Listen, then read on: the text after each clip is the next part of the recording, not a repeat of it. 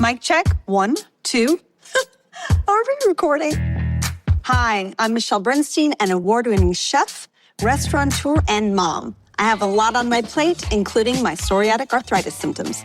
That's why I was prescribed Cosentyx. It helps me move better. Cosentyx secukinumab is prescribed for people 2 years of age and older with active psoriatic arthritis. Don't use if you're allergic to Cosentyx. Before starting, get checked for tuberculosis. An increased risk of infections and lowered ability to fight them may occur, like tuberculosis or other serious bacterial, fungal, or viral infections. Some were fatal. Tell your doctor if you have an infection or symptoms like fevers, sweats, chills, muscle aches, or cough, had a vaccine or plan to, or if inflammatory bowel disease symptoms develop or worsen. Serious allergic reactions and severe eczema-like skin reactions may occur. Learn more at 1-844-COSENTYX or Cosentyx.com. Ask your rheumatologist about Cosentyx. Welcome back. This is Roger Stone, and this is The Roger Stone Show on 77 WABC. Joining us on the show today, documentary filmmaker and author Joel Gilbert. Joel Gilbert has now for over 2 years predicted that Michelle Obama, former First Lady of the United States, would be the Democratic candidate for president in 2024.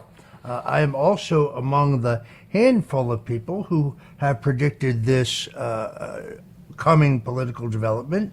As I said earlier in the show, I stand by my prediction. In fact, if anything, based on the events late last week, I find it more likely than ever.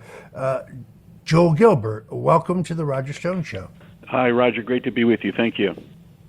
It really is quite extraordinary. You and I were kind of like very early on this, canaries in the proverbial coal mine. Since then, Cindy Adams, who has a great show right here at 77 WABC, is among those who say that their own sources tell them that Michelle Obama will ultimately be a candidate for president. That list of folks jumping on board has gotten longer and longer. Bill O'Reilly now says that it is the case. Joel, who else has come to the conclusion that you and I reached some time ago? Well, quite a few. Monica Crowley was an early one that understood that Michelle Obama is a political animal, and she's more political than Barack. A lot of people had bought in and still buy into her excuse, or the public excuse, that she hates politics. Well, all politicians hate politics, They just love the power part of it. So even Karl Rove, who hasn't been relevant in 20 years, said on Varney and Company on Fox News just 2 days ago, he said, it definitely won't be Joe Biden, but Michelle hates politics, it won't be her. So the mainstream is slowly coming around. Glenn Beck, of course, came out saying it'll be Michelle. Dick Morris. A lot of these pundits, Megyn Kelly, are finally realizing it, but it's taken a lot of exposure of Joe Biden's weaknesses, and the fact that, especially based on the events of late last week, that everyone in the public electorate now understands it's going to be Donald Trump versus Kamala Harris, because no one thinks Biden will last another term if reelected, and there's no way the Democrats will allow that to be the case. It's going to be Michelle Obama. Yeah, for those who may have missed our earlier discussion, late last week, Special Counsel Robert Hur, who was appointed by Attorney General Merrick Garland to investigate Joe Biden's handling of classified and top secret documents from largely his days as a vice president, since he would be entitled to have them today, but would not be entitled as vice president to ever retain such documents, that privilege being legally preserved for the president. Essentially determined that Biden had in fact retained documents he wasn't supposed to have. In other words, a violation of the law. But he also said in his final report that Biden was, let me get this exact words, he said that he was a sympathetic, well-meaning elderly man with a poor memory. And based on that, it was Hur's assessment that it would be unlikely for a jury to convict Biden for the illegal act of handling his classified documents. But Biden's response, actually, I think, added fuel to the fire. In other words, President Biden had an immediate press conference. I'm sure everybody who worked for him was holding their breath, and he basically had a hissy fit, which he said, I'm well-meaning, I'm an elderly man, and I know what the hell I'm doing. I've been president. I put this country back on its feet. I don't need his recommendation. Well, my memory's fine, he said. My memory's, take a look what I've done since I became president. How did that happen? I guess I just forgot what was going on. I assume that was sarcastic. But then in that same performance, in the press conference, he couldn't remember where he got the rosary that he said he wore in remembrance of his late son. He referred to the president of Iran as the president of Mexico. I think he hurt himself by the tone, if nothing else. This was a very, very angry man, and I think he has a gigantic problem. I think he does, and when you see the mainstream corporate media coming out against Biden, you kind of know that it's over.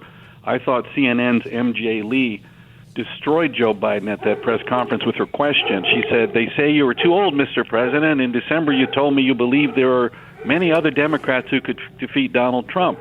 Why does it have to be you now?" So when that type of media jumps on board, it's the beginning of the end, I think. Let me correct myself. Biden was speaking about the president of Egypt, but he referred to him as the president of Mexico.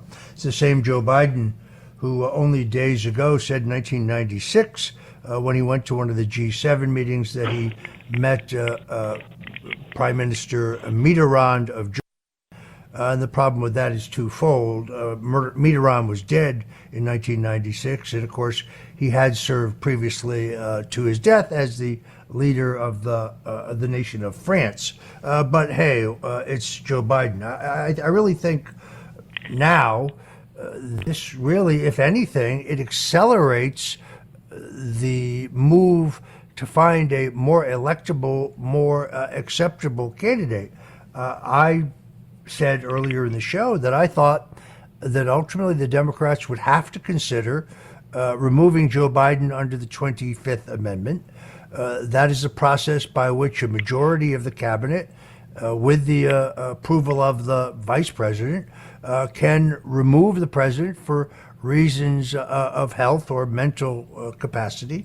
That would make Kamala Harris president, far more malleable to the Bidens. Joe Biden's known for his history in the Senate for being extraordinarily stubborn.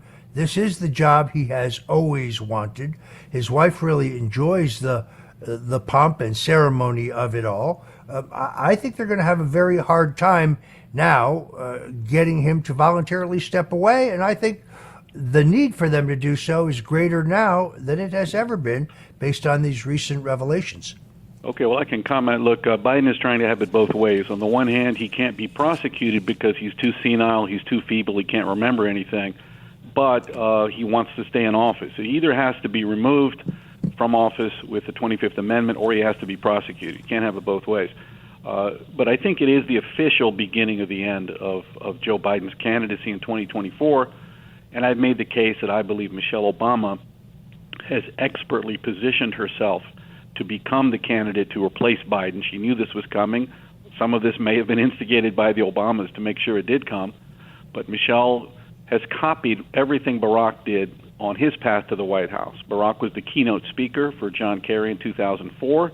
Sure enough, there was Michelle who introduced Joe Biden in 2020, keynote speaker. Barack wrote 2 autobiographies, Dreams from My Father and The Audacity of Hope. Michelle wrote 2 best-selling autobiographies, Becoming and The Light We Carry. They're also both on Netflix. Michelle just won a Grammy, her second Grammy for the audiobook version last week. And, of course, Michelle has a voter registration organization, very powerful, called When We All Vote. She got $26 million from George Soros for this. Same, again, mimicking Barack, had an organization called Project Vote. So Michelle is the most popular Democrat. She's the most beloved person in the country. She has the pop culture position. And I think she's positioned herself with 100 million social media followers to take the mantle of the Democrat nominee. And I think it's going to happen sometime up, and could be all the way up until the convention in August in Chicago, of all places, her hometown.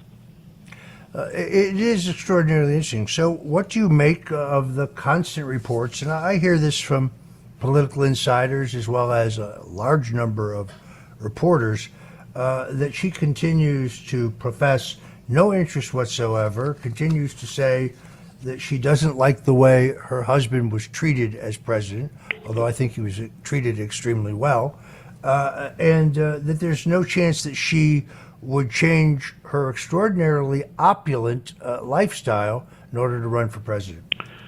Well, look, when you hear these things that are obvious lies, you heard the story from O'Keefe's interview with somebody that Michelle said that Barack wasn't treated well. Well, that's not true. He was treated with great reverence. We've heard her excuse from 2008. She was so political, you might remember, campaigning for Barack. Every night she was being so nasty, saying nasty things about America. You can't afford food in this country. You can't pay your mortgage. Don't get sick in this country. She went over the top and said, for the first time in my life, I'm proud of my country. Then people started paying attention, and the campaign told her, we could lose because of you. People are going to hate you. Now they're paying attention. So the next day she got a speechwriter, and she said, I hate politics. I just want to be the mom-in-chief. So she's kind of taken that ever since then to be kind of in the background. But she is very political. She's a better politician than Barack. She comes from a political family. Her father was a precinct captain. Since she was 4 years old, she was going around with her father trying to get the black voters to support the white liberal machine in Chicago. Michelle grew up in Jesse Jackson's house. She was best friends with his daughter Santita in high school when Jackson was running for president. She said she grew up in his house. So she's always been around politics. She married a politician. She married her father. So Michelle is extremely political, and she's kind of hidden behind this idea that she doesn't like politics. And I think the reason for that is she can't show any interest, because then all of the news would just go crazy. She's waiting for her moment to reluctantly do us all a favor, bring us all together again, and remind us of how great the Obama years were. Folks, if you're just tuning in, we're talking to Joel Gilbert. He's a documentary filmmaker based in Los Angeles. He's best known for exposing Barack Obama in his 2012 film, Dreams from My Real Father, as well as his 2016 expose on Bill Clinton's black son, Danny Williams. Joel's other films include There's No Place Like Utopia, Trump, The Art of the Insult, The Trayvon Hoax.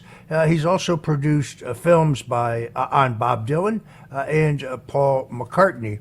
His current blockbuster book and film, again, Michelle Obama 2024, her real life story and her plan for power.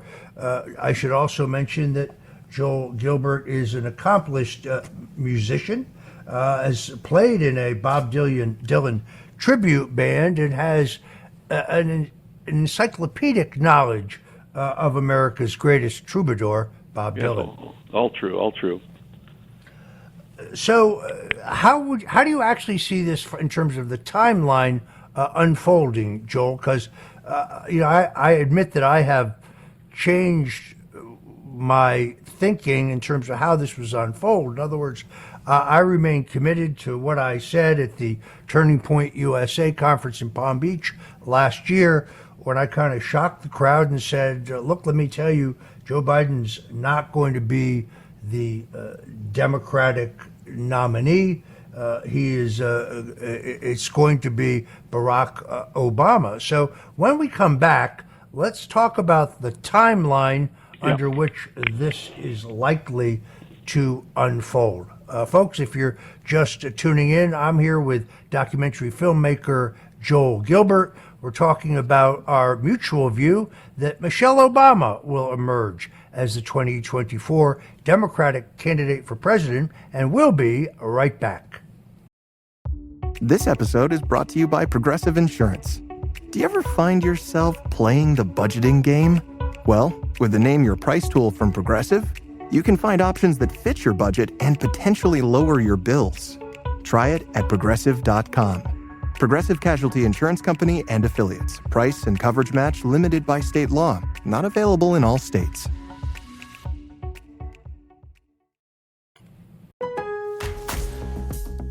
Craftsman Days are here at Lowe's with big savings on the tools you need.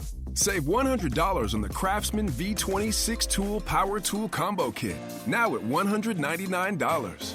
No matter what the project is, Craftsman's high-quality, high-performance products empower you to build on. Stop by your nearest Lowe's store and check out the full line of Craftsman tools today. Valid through 6/18 while supplies last. Selection varies by location. Welcome back, folks. I'm Roger Stone. This is the Roger Stone Show at 77 WABC Radio. Perfect time for you to go to the App Store and download the 77 WABC Radio app. That way you won't lose or miss any of the great programming that we have here at 77 WABC. Yesterday, I went head-to-head with former Congressman Anthony Weiner in a classic left-right clash. We talked about Trump and Biden. We talked about the border. We talked about these Supreme Court cases. It was truly epic. You can go to WABCRadio.com or go to the 77 WABC Radio app and hear that epic clash. I think you will enjoy it. Returning now with Joel Gilbert, he's a documentary filmmaker. My question before the break, Joel, was how do you see this unfolding time-wise? In other words, the Democrats have cleared the process. They made sure that Joe Biden has no meaningful opposition for the Democratic nomination. He's going to rack up the votes to be nominated regardless of the events of late last week. At what point do we go through this kabuki theater of them drafting Michelle? Because Michelle, in my opinion, she will never actually run. She will act disinterested. She'll appear to be opposed. And then she will ultimately relent based on the argument that, well, Michelle, you must run because you're the one person who could conceivably defeat the surging Donald Trump. How do you see this unfolding? Well, I think that in Michelle's point of view, they've made the DNC in Chicago her hometown for a homegirl coronation right there in Chicago. And I think ultimately she would prefer for Biden to be told he has to drop out right up at the convention, which would allow her a 10-week only scrutiny time until the election to ride her personal popularity all the way to the election. However, I think the timeline can and is being accelerated by Biden's deterioration, by this fiasco of a press conference, by the Her report saying that he can't really remember things. We've got Hunter's testimony coming up in the House. It's going to be very damning, I think, for Joe Biden. He will be impeached, I believe, by the House. So as Biden kind of crashes and burns and is unable to function, it's going to move up the timeline. I could see a scenario where Biden drops out after he gets enough delegates, and Michelle then will declare sometime in May or June. Now, she can fill up stadiums. Remember, she likes to imitate Barack. She's copying what Barack did. Barack ran a nationwide stadium-based campaign where he filled up huge venues and gave these fantastic speeches to adoring crowds. Michelle has the ability to do that. I attended the YouTube Theater here in Los Angeles last December when she gave a talk with Oprah, and it's a 6,000-seat theater, and people were lined up 2 hours in advance, and they had tickets. So she has that pop culture phenomena ability. So either it could happen as Biden continues to crash and burn, or it might go all the way up to the convention, and you'll hear the delegates screaming, Obama, Obama, and Michelle will be coronated. Either way, it's going to happen. I know that there are people out there listening to this who may be making jokes about Michelle Obama's gender. I think they're making an egregious mistake. Address that question, Joel, because no one has more exhaustively investigated, or I should say researched, Michelle Obama than you have. Yeah, I've been to Chicago. I've talked to 3 of her boyfriends, her mother, her high school and elementary school classmates, principals, teachers, you name it. Got all the photos of her as a kid. I can assure you Michelle is female and has always been female. It is a joke that came up from a comedian. Joan Rivers was asked, will we ever have a gay president? And she joked, well, we already have one in Obama, and Michelle's transgender. And when she died 2 months later in a kind of a strange circumstance, the internet kind of ran with that, I think, because Michelle has had 15 years of all positive publicity, nothing ever negative. So I think that's when people kind of picked up on that. But she is female, but she is a total phony, and that's her biggest vulnerability. She's not a phony because she's male. She's a phony because Michelle has a terrible relationship with the black community in Chicago, and I chronicle this in my film and book. Michelle grew up as the black face of white flight. She refused to study with other black kids. Her and her brother went an hour away. Her brother went to a Catholic school, even though they weren't Catholic, all white. Michelle went to a magnet school. They refused to go 1 block away and study at an all-black high school, which was a good school. Michelle had no black friends growing up. The black girls would beat her up and told her she was acting white and talking white. They called her an Oreo, which is a racial insult. It means you're black on the outside, you're really a white girl on the inside. Even when Barack met her, he's written that Michelle reminded him of his white grandmother from Chicago, and the family was like, leave it to Beaver. So she was never part of the black community. She falsely claims she's from the south side of Chicago. She's really from South Shore, which is an upper-class community on Lake Michigan. And then I've chronicled how Michelle got her revenge on the black community when she worked for the mayor of Chicago. She kicked 20,000 black people out of their homes. She sold them out for money. Whenever white liberal politicians were having problems with black people, they couldn't hire a white person to do the dirty work. Michelle would take those jobs. She told 20,000 people it's going to be good for you to lose your homes. And then the University of Chicago Medical Center hired Michelle to kick black people out of their emergency room. Michelle headed up for $300,000 a year, something called the Southside Health Collaborative. And if you were black and showed up, Michelle would put you in a white van and ship you back to a crappy clinic on the South Side and tell them it's going to be good for you. So Michelle has a completely phony story claiming I'm from the South Side, I was held back in life because of my skin color, I overcame racism. It's all lies to trick and fool minority voters into thinking I'm one of you, I'm one of these ordinary black folks, when in fact Michelle is someone who exploited and sold out the black community. And that's her phoniness, and that's her biggest vulnerability. So how do you think a race with Donald Trump versus Michelle Obama would unfold?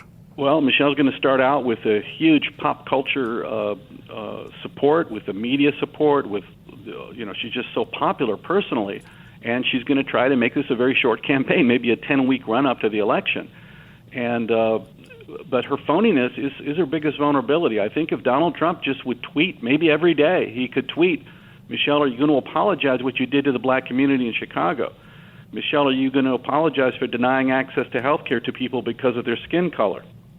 Michelle, what are you going to do about the 20,000 people you kicked out of their homes because they were black?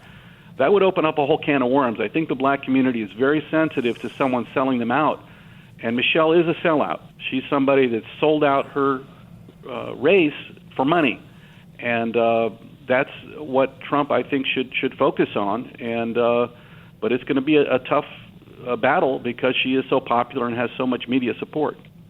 Yeah, I have been very impressed by the increased support that is reflected in the African American community in virtually all of the legitimate polling that I have looked at.